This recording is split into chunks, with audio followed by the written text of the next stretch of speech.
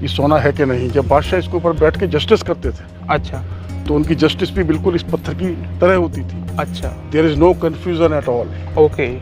एकदम क्लियर। नमस्कार दोस्तों, आपने देखा कि एक गाइड एक टूरिस्ट को मुगल शासकों के बारे में बताते हुए कह रहे हैं कि बादशाह इस पत्थर पर बैठकर जस्टिस क्या करते थे। एकदम क्लियर, कोई कंफ्यूजन नहीं। वे कहना चाहते हैं कि मुगल शासक बहुत न्यायप्रिय थे, न्याय करते थे। आप आगरा के ताजमहल या लाल किला जाएंगे तो देखेंगे कि इस तरह से तमाम गाइड टूरिस्ट को बताते हैं कि मुगल शासक कितने न्यायप्रिय थे। अब आप समाजवादी पार्टी के नेता अबू आजमी का ये बयान देखिए। नहीं, सब गलत हिस्ट्री दिखाई जा रही है। औरंगजेब रहमतुल्लाह अलैह ने बहुत सारी मंदिरें बनवाई हैं। तो आप औरंगजेब को क्रूर शासक नहीं मानते हैं? नहीं, मैं नहीं मानता, औरंगजेब क्रूर शासक नहीं बिल्कुल है? नहीं, मैं बिल्कुल क्रूर शासन नहीं मानता। देखा आपने, समाजवादी पार्टी के विधायक और अखिलेश यादव के करीबी अबू आजमी का कहना है कि औरंगजेब क्रूर शासक नहीं था, बल्कि उसने मंदिर बनवाए थे। वो बेहतरीन एडमिनिस्ट्रेटर था। उसके शासनकाल में ही भारत सोने की चिड़िया बना था। उनका कहना है कि छावा फिल्म में जो दिखाया गया है वो पूरी तरह से गलत है। अब आप नैरेटिव को समझिए। एक गाइड जो टूरिस्ट को मुगलों के बारे में इंफॉर्मेशन दे रहा है और एक नेता जो मुगलों को लेकर बयान दे रहा है, वो लगभग एक जैसे हैं। दोनों का एक ही उद्देश्य है, एक ही मकसद है, मुगलों का महिमा मंडन करना। आने वाले समय में अगर अखिलेश यादव अबू आजमी को कोई पुरस्कार देते दिखाई दे, उनकी पीठ थपथपाते दिखाई दे, या फिर उन्हें किसी और तरह से पुरस्कृत करते दिखाई दे, तो चौंकेगा मत।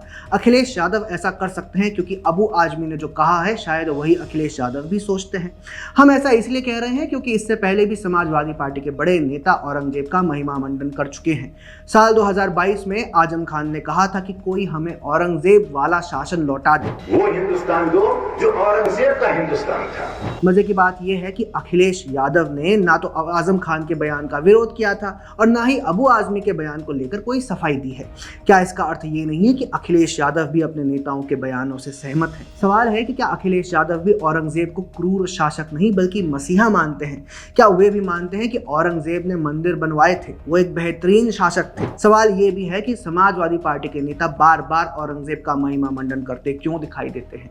क्या इसके पीछे सिर्फ तुष्टीकरण है या फिर सनातन धर्म के विरुद्ध कोई बड़ा षड्यंत्र है? याद रखिए, जिस औरंगजेब का एक आम गाइड से लेकर सपा नेता तक महिमा मंडन करते हैं, उस औरंगजेब ने अपने पिता शाहजहां को कैद करके उन्हें प्रताड़ना दी थी, अपने भाई दारा शिकोह और मुराद की बेरहमी से हत्या करवाई थी। क्रूर औरंगजेब की क्रूरताओं से इतिहास भरा पड़ा है। हिंदुओं को चुन चुनकर निशाना बनाने से लेकर मंदिरों को ध्वस्त करने तक, छत्रपति संभाजी महाराज जैसे तमाम हिंदू राजाओं को मारने तक औरंगजेब ने क्रूरता की सभी हदें पार कर दी थी। हाल ही में आई फिल्म छावा में दिखाया गया है कि कैसे औरंगजेब ने छत्रपति संभाजी महाराज को कई दिनों तक टॉर्चर किया था।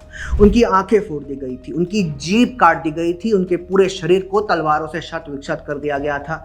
ये फिल्म जिस किताब पर आधारित है, कहते हैं कि उसमें संभाजी महाराज के और अधिक टॉर्चर की बात लिखी गई है। सवाल है कि समाजवादी पार्टी के नेता ऐसे क्रूर औरंगजेब का बार बार महिमा मंडन क्यों करते हैं? क्या इसलिए कि वे अपने मुस्लिम वोट बैंक को इस तरह की बयानबाजी से खुश करना चाहते हैं, या फिर इसके पीछे का उद्देश्य सनातन धर्म को निशाना बनाने का है, जैसे कि बीजेपी प्रवक्ता सुधांशु त्रिवेदी का कहना है?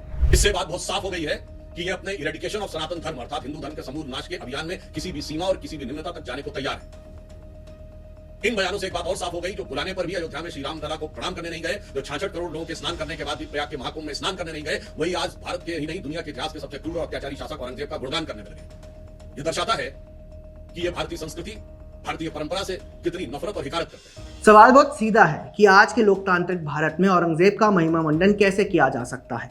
आजम खान कहते हैं कि औरंगजेब वाला शासन चाहिए। इसका अर्थ क्या ये नहीं है कि समाजवादी पार्टी लोकतंत्र की पक्षधर नहीं है? क्रूरता को छोड़कर औरंगजेब का शासन क्या था जो आजम खान को चाहिए? जिस तरह से अबू आजमी उसका गुणगान कर रहे हैं, लगता है वे भी यही चाहते हैं। ऐसे में निश्चित तौर पर अखिलेश यादव को देश को खुलकर बताना चाहिए कि क्या वे भी औरंगजेब वाला ही शासन चाहते हैं, और अगर चाहते हैं तो राजनीति में क्या इसलिए है कि शासन में आए तो औरंगजेब जैसा शासन दे?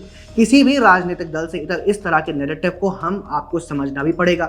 हमें समझना पड़ेगा कि क्यों ताजमहल पर गाइड क्रूर मुगलों का बखान करते दिखाई देते हैं, क्यों गाइड टूरिस्ट को ये नहीं बताते हैं कि औरंगजेब ने कितने मंदिर ध्वस्त किए थे, कितना क्रूर था।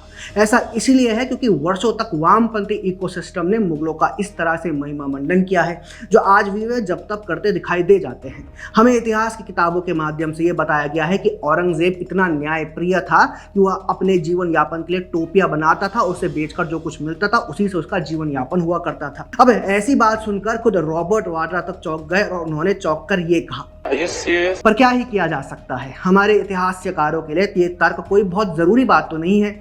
उनसे कौन पूछता है कि जो बादशाह दिन भर लोगों को पकड़कर टॉर्चर करता था, हिंदुओं और सिखों को कन्वर्ट करने के लिए दबाव डालता था और उनका कत्लेआम करवाता था, अपने भाई बहनों का कत्ल कैसे करे इसकी योजना बनाता था, अपने बाप शाहजहां को भोजन और पानी ना देने के लिए दिमाग खर्च करता रहता था, हिंदू मंदिरों को तोड़ने के हुक्मनामे पर दस्तखत करता रहता था, उसे टोपी बुनने का समय कब मिलता था, और मिलता था तो वो कितनी टोपियां बना पाता होगा कि वो एक बादशाह की तरह शक्तिशाली होकर जिए। पर क्या कहा जा सकता है, ऊपर से लेकर नीचे तक उसी तरह का सिस्टम क्रिएट किया गया है जिसमें ना खाता ना बही, जो इतिहासकार कहे वही सही।